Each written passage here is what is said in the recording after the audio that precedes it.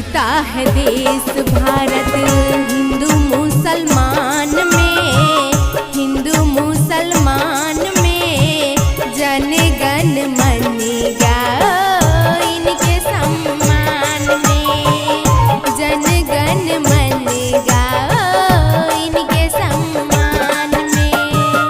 झंडा तिरंगा ऊंचा लहरे आसमान में, लहरे आसमान में।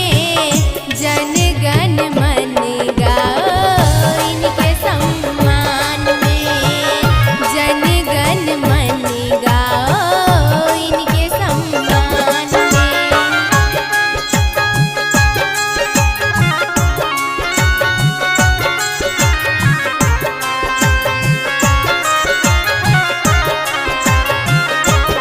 Recording by Soita Music Entertainment.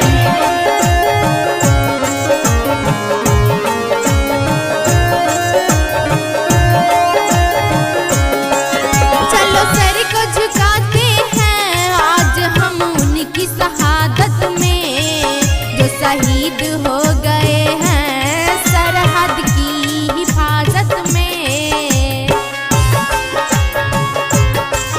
चलो सर को झुकाते हैं आज हम उनकी शहादत में, जो शहीद हो गए हैं सरहद की हिफाजत में। कभी ना भुलाना इनको